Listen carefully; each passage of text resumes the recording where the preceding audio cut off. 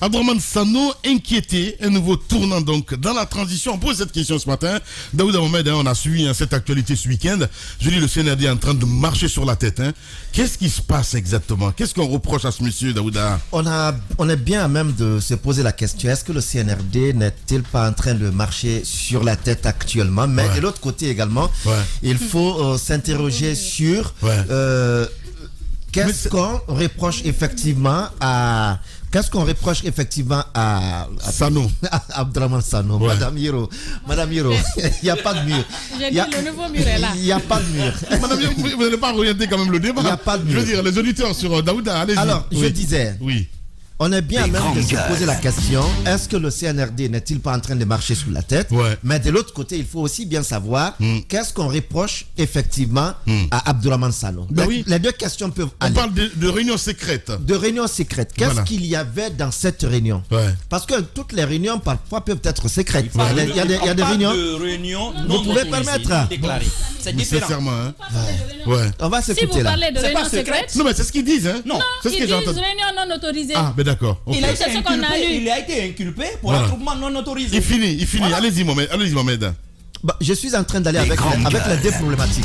D'un côté, on peut penser que le CNRD est en train vraiment est dans la folie, comme le dit celui d'Alain Diallo. Mais de l'autre côté, on peut bien s'intéresser au contenu de la réunion. La réunion tournait autour de quoi?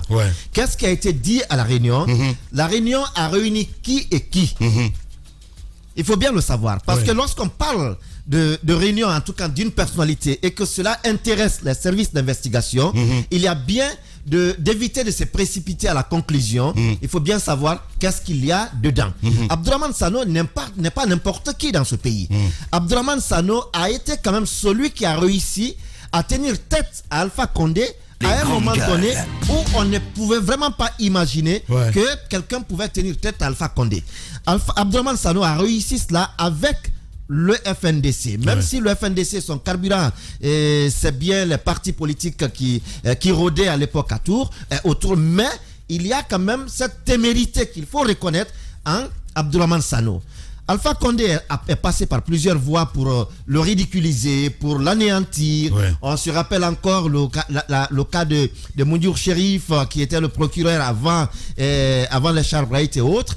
Mais Alpha a déclaré, il y a Tcherno même Pendessa qui le rappelait avec nous hier, que Alpha aurait demandé à Moundir d'arrêter Abdourahmane Sano, mais il a refusé parce que il s'est dit qu'il n'a pas d'éléments sur lequel il peut se baser pour l'arrêter. Et aujourd'hui, que ce même Abdourahmane Sano soit soupçonné de tenir des réunions secrètes ou des réunions non autorisées, c'est bien la base de mes deux questions. Est-ce que désormais il faut déclarer les réunions en République de Guinée? Si c'est le cas, ça on est à même de se demander qu'est-ce que le CNR veut enfin. Mais jusque-là, parce que le procès s'ouvre aujourd'hui, moi je veux bien savoir les éléments qu'on oppose à Abdourahmane Sano pour qualifier cette réunion. Non, mais je suis parfaitement d'accord avec toi, Daouda Mohamed. Peut-être que Charles est en train de faire couler le CNRD. Allez-y, mon cher Jacques Lewa. Voilà. Oui, mais quand même. J'ai dit tout simplement que le matin, j'ai parlé avec... parce que le réflexe qui nous revient souvent quand il s'agit des anciens ou nouveaux encore du FNDC, on pense à Maître Béa, je l'ai appelé. Et il était d'abord du côté de Kaloum et puis il s'apprêtait à aller vers Mafanko. C'est vrai qu'on a vu cette accusation par voie de presse parce qu'on n'a pas vu la note d'accusation du tribunal. Ce qui fait qu'aujourd'hui, on peut, jusqu'à cette heure-là, on peut encore être prudent sur les charges réelles qui pèsent sur Abdourahmane Sano parce que son avocat me dit qu'il cherche d'abord à se rapprocher du tribunal pour comprendre. Ce qui veut donc dire qu'on ne peut pas conclure d'emblée qu'il s'agit. Mais sur Africa-Guinée, je veux dire, Abdourahmane Sano quand même s'est exprimé dessus. Lui-même il a dit qu'il ne peut pas dire exactement. Les grandes gueules. Donc jusqu'à ce stade, on ne peut pas dire exactement ce qu'on lui reproche. On parle de la mise en place d'une association. Ce que j'ai dit... Il ne daterait même pas de maintenant. Ce que j'ai dit, madame, personne n'a encore vu la note d'accusation du tribunal. En tout cas, du juge d'instruction. Personne ne l'a vu. Et ce matin, j'ai cherché à savoir auprès de son avocat les charges réelles qui pèsent contre Abdourahmane Sano. Et lui-même, il me dit qu'il cherche à se rapprocher du tribunal pour comprendre. Ça, c'est l'avocat qui dit ça. Ça, c'est l'avocat qui dit ça. C'est pourquoi j'ai dit la prudence est encore importante jusqu'à ce niveau.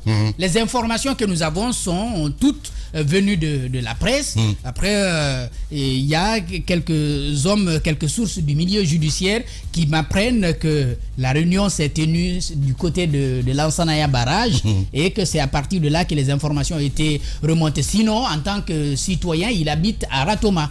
Donc, c'est le tribunal de Dixine qui aurait pu s'intéresser au sujet, mais ce n'est pas le TPI de Dixine, mais c'est le TPI de Mafanko parce que c'est le lieu où la réunion a été tenue qui a été prise en compte. Bien. Donc évidemment, jusqu'à ce stade, on peut garder cette prudence. L'autre chose que je dis, moi j'ai bien espoir que si il n'y a rien, il n'y a pas de fait matériel à opposer à Abdourahmane Sano, il sera libéré. Moi j'ai confiance en tout cas à ces juges.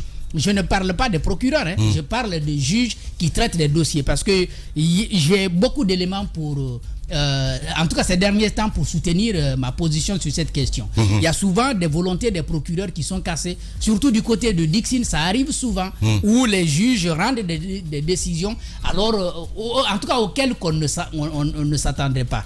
Je pense que du côté de Mafanko, justement, lorsqu'on va présenter les faits réels qui pèsent contre Abdourahmane Sano, si évidemment c'est ce qui est remonté dans la presse, je crois qu'il pourrait être libéré très vite parce que le CNRD pourrait se condamner lui-même lorsqu'il dit réunion non déclarée. Il y en a plusieurs qui se tiennent, des associations se réunissent, des structures administratives se réunissent, pas forcément en prenant en tout cas le temps d'informer une autorité administrative quelconque. Ce sont des réunions que les gens tiennent. Je crois qu'il y a un communiqué qui a été passé ici la dernière fois qui visait globalement les réunions en soutien au CNRD, mais le communiqué a semblé généralisé. Moi, j'ai entendu un de nos commentateurs ici s'intéresser à ce pan du communiqué qui, à ma foi, était intéressant. Parce que le communiqué disait toute réunion. Et quand vous dites comme ça, vous globalisez les choses. Vous risquez vous-même de vous condamner parce que le CNRD lui-même a des réunions qu'il peut tenir. Est-ce que il nous informe? C'est vrai que ce sont eux les autorités, mais je crois que personne n'est censé être au-dessus de la loi. Justement, je pense justement au travail des services de renseignement sur le cas Sano. On peut se tromper sur ce qu'ils ont comme information. Mais pour l'instant, qu'on sache évidemment les faits réels qui lui sont reprochés. Et je pense que la journée d'aujourd'hui nous donnera le temps de comprendre exactement ce qu'on lui reproche. En tout cas, je ne croirais pas que ce soit pour une simple réunion. Souvent, c'est des informations erronées. On a vu, c'est assez léger. Si Alpha ne faisait plus confiance au service de renseignement à un moment donné, c'est parce que tout simplement les infos qu'on donnait, c'était des infos erronées. Parce que ils vivent de quoi exactement ces services de renseignement? Parce qu'il faut donner tous les jours des infos, qu'elles soient fausses ou pas, mais en tout cas elles sont là, et puis pour donner des informations. C'est aussi simple que ça. Il y a des informations qu'ils peuvent collecter eux-mêmes directement. Il y a le fait que nous tous, les grandes gueules, sommes suivis d'une manière ou d'une autre par des liens téléphoniques, ou alors on a tous le numéro suivi ici, de toute façon, mon cher ami. Donc c'est le travail qui s'est fait. Tout le monde ici. C'est pourquoi il faut attendre la journée d'aujourd'hui pour comprendre. Après la première audience, on verra bien. Voilà, allez-y, mon cher Tamba. Vous avez suivi cette actualité aussi de près, mon cher ami. Moi, s'il veut, il n'a qu'à me suivre. Bah oui, t'es suivi, mon cher. Par moment, je te le dis. Je clash comme ça. C'est celui qui m'écoute pas. Non, moi, Lamine m'a donné une astuce. Il dit, dès que je sens parfois des grisons, il dit, tu dis bonjour à ceux qui écoutent là-bas. C'est ça. Bah oui. Mais c'est ça en fait, tu vois, ils sont partout. Ils sont partout, les services de renseignement. Même à l'hôtel. Moi, quand je passe parfois dans les hôtels, je dis bonjour. Et voilà quoi, ils savent de quoi je parle parce qu'on se connaît. Allez-y, mon cher. Allez-y, Tamba. Tu as du milieu? Qui sait? En tout cas, moi, j'ai un secret du milieu. Allez-y. J'ai un secret du milieu. On m'a dit que c'est un bon. Et ça, on m'a montré. Alors, Daouda. Ben voilà. On a déjà notre mur. Il est élu maintenant. Allez-y. Mais les États suivent. Les États, ça y va de leur survie. Ils sont obligés de suivre, même si c'est illégal, même si les lois interdisent certaines formes, ils le font. Sans oublier que quand les renseignements veulent te couler, en bas, peu importe la vérité. Les grandes gueules. Moi, ce n'est pas la vérité qu'on recherche. Tu te souviens, au Caire, Oui. il y a ce Malien là qui était de la délégation africaine. Il fallait pas. Qui était de la délégation africaine. Et lui, il a eu le temps de toute la soirée. Hein. C'est le lendemain, il vient. Tu sais, il y avait un petit voyant rouge qui s'allumait dans les chambres. Non, dans toutes les chambres. Dans toutes les chambres. Dans toutes les chambres. Ouais. Il faut éteindre la lumière. Ça avait rien. Ça, c'était pas lié. Mohamed, à ça. on va pas faire ce débat là ici, s'il vous plaît. Non, mais c'est le premier réflexe. bien. Quand on entre dans une chambre Bien. d'hôtel, Alors, bien. éteignez toutes les lumières, cherchez les voyants. Mohamed. Non, en fait. Ensuite, je vais expliquer. Mohamed, mais non, après. c'est pas On va possible. rechercher Voilà, les signaux. s'il vous plaît, Mohamed. Allez-y. On parle d'Abdourahmane Sanou. Non, mais je suis bien d'accord. Bien. Mais en fait, ce qui me fait parler de cela, Ouais. c'est l'air soucieux, inquiet, pétrifié du Malien. Quand le matin, il nous rencontre, il vient vers moi, tout apeuré. Il dit, mon frère, s'il te plaît, aide-moi. Les trucs là, j'avais le feu là, c'est les caméras.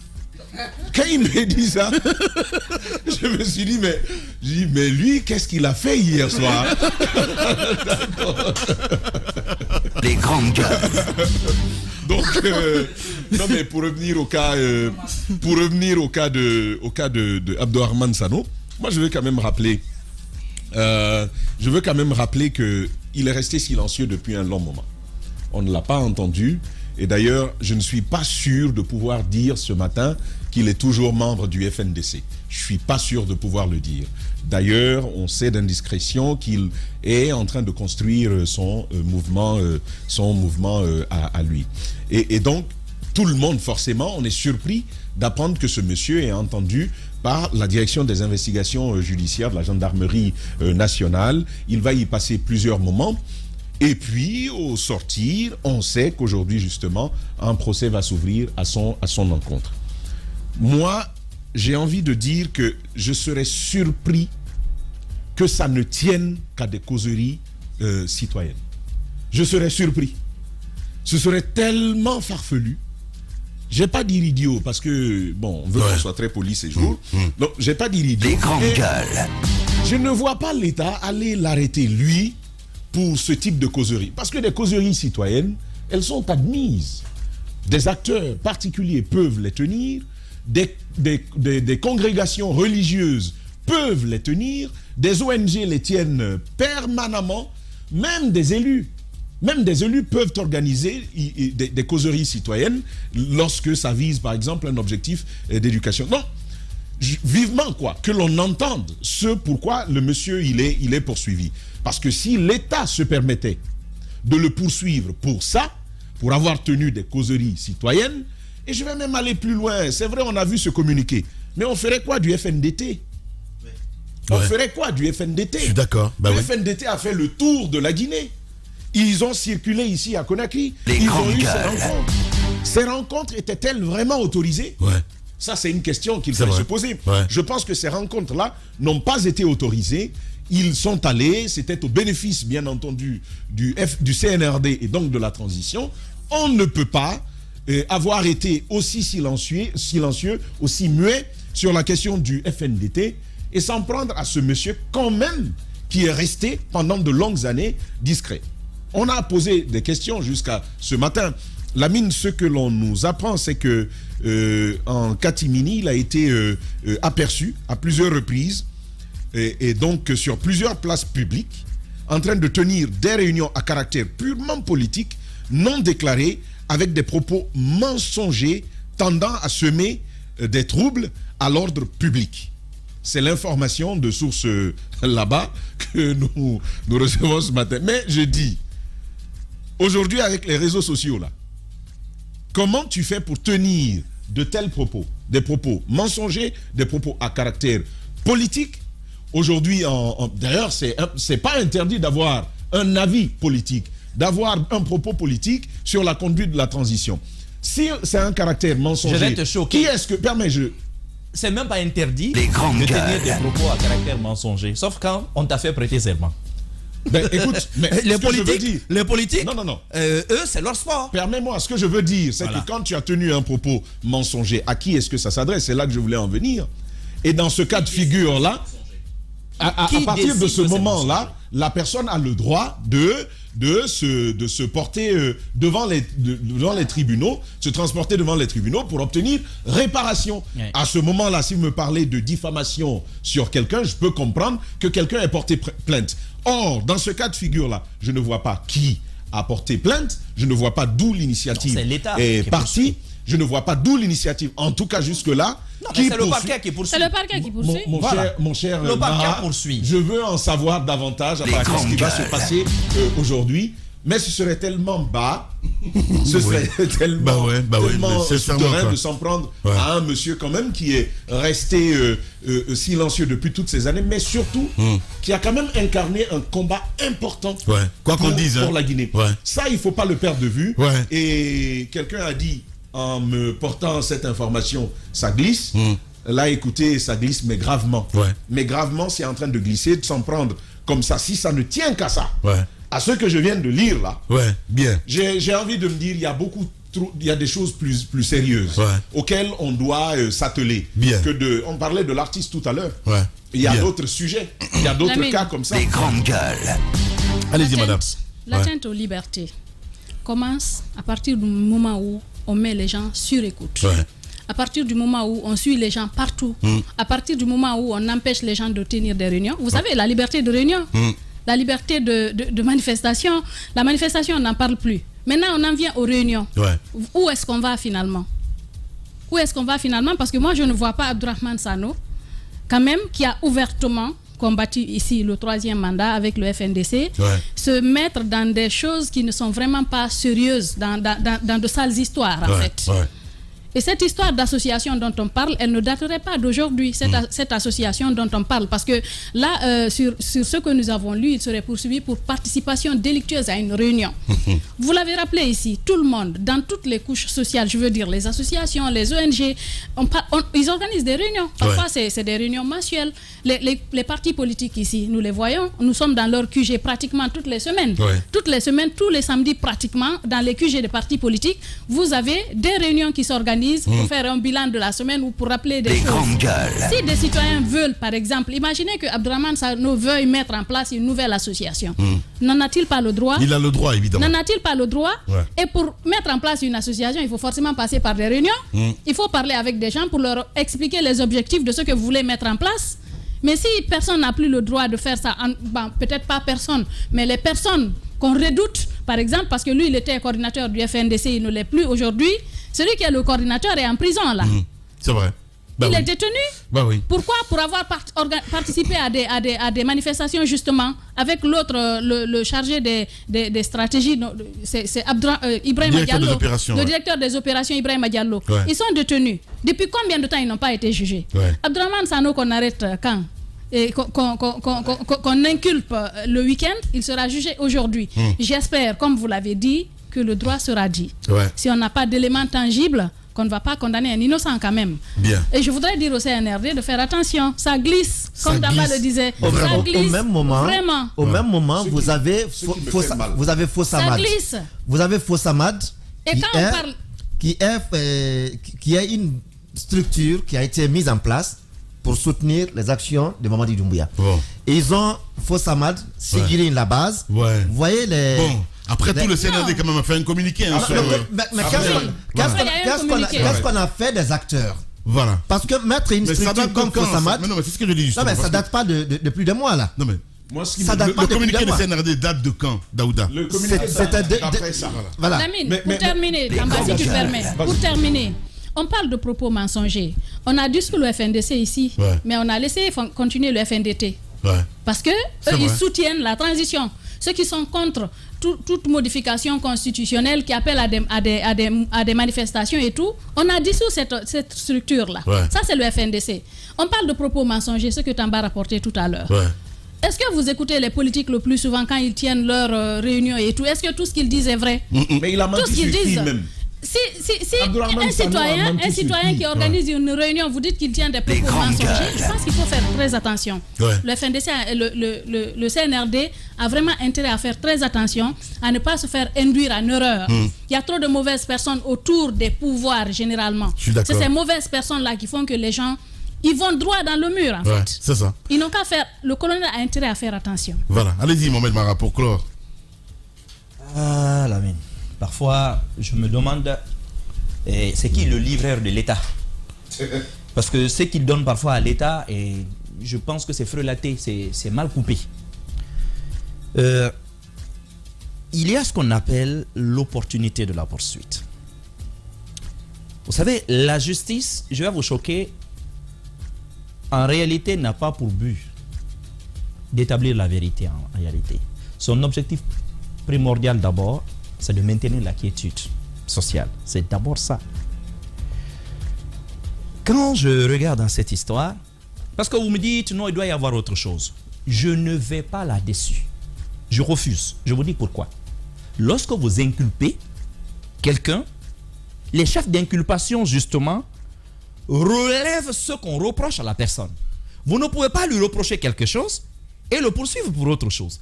Ils ont dit Tamba, tu peux s'il te plaît me relire ce texte. Parce qu'il y a deux incohérences que j'ai vues tout à l'heure que tu as lu. Je suis curieux de voir ça. On dit, la mine permet, on dit en catimini, aperçu à plusieurs endroits et à plusieurs reprises sur des places publiques. Quelqu'un est sur la place publique. Vous dites que c'est en catimini, vous l'avez vu. Quelqu'un qui veut préparer quelque chose de séditieux, c'est sur les places publiques qu'il va partir? C'est sur les marchés? C'est dans des maisons de jeunes? C'est dans des lieux de réunion publique? S'il y a quelque chose, je pense que l'empressement, la précipitation à choper Sano va leur faire perdre justement l'opportunité de le prendre sur ce qu'ils peut-être seraient soupçonnés de vouloir faire. Parce qu'ils sont allés vite. Moi, la seule bonne chose que je tire de cette procédure, c'est que c'est quand même, j'ai l'impression que c'est parti en procédure d'urgence, puisqu'il a été inculpé le week-end. C'est un flagrant délit. Voilà, c'est une procédure d'urgence, donc aujourd'hui il est jugé. Au moins, on ne va pas prendre cet homme, aller le mettre en prison pendant 4 mois, 8 mois avant de le juger. Au moins ça. Mais de l'autre côté, je ne comprends pas quand vous me dites, il a combien d'avocats? Parce que moi j'ai bien envie de savoir c'est qui son avocat. Parce que rappelez-vous sa première audition. Sano n'avait pas souhaité être entendu sur procès verbal parce que son avocat n'était pas présent. Or le lendemain il a été entendu. Cette fois-ci sur PV. Ça veut dire que son avocat était présent. Si c'est le même avocat, il ne peut pas nous dire que lui ne le sait pas.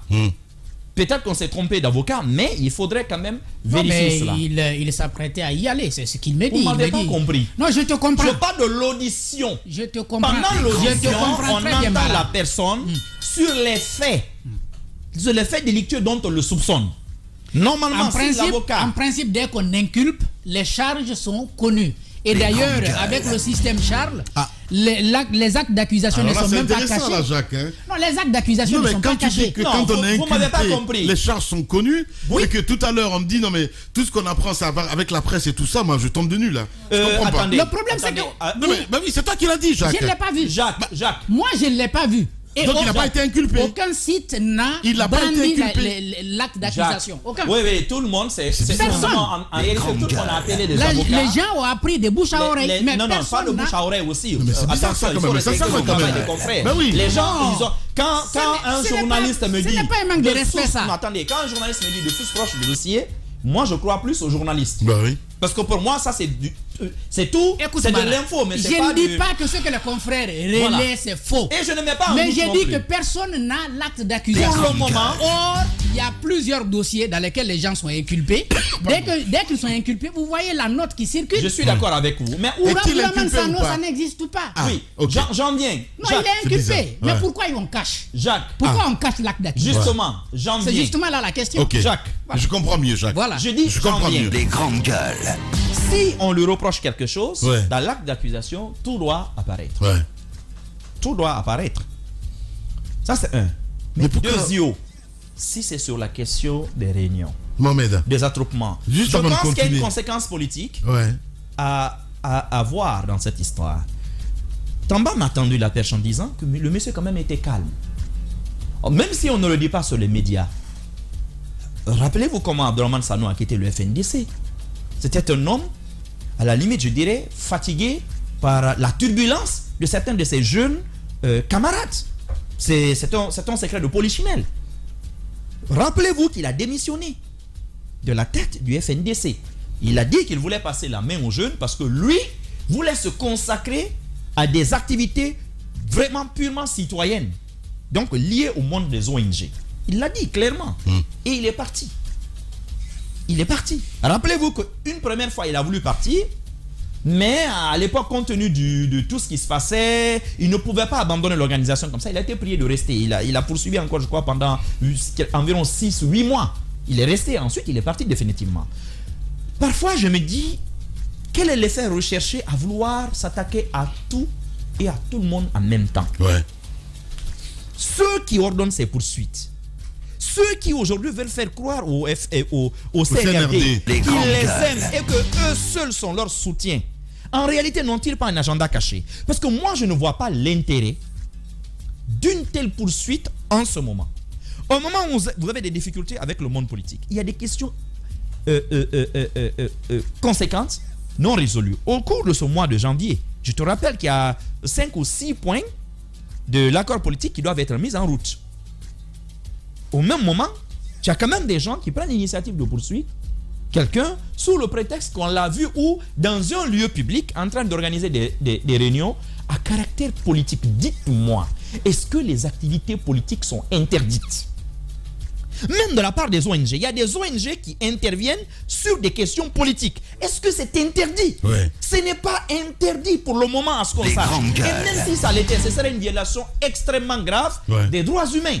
Je vais vous dire une chose. J'aime bien le CNRD. Et voilà pourquoi je vais lui dire, tu es en train de te fourvoyer, CNRD. Sur les questions de droits humains, on ne s'est pas entendu avec M. Alpha Condé. Parce que c'était les méthodes de M. Alpha Condé. Et même les dispositions, si, il faut que je vérifie, mais j'ai comme l'impression que même les infractions, l'infraction en tout cas que vous soulevez, pratiquement a été surtout modelée, raffinée dans la dernière retouche du code pénal. Il faut voir ça de plus près. Moi, je ne vois pas aujourd'hui l'intérêt d'aller poursuivre un Sano. Pourquoi? Vous réussirez simplement à faire une chose. Vous allez le radicaliser.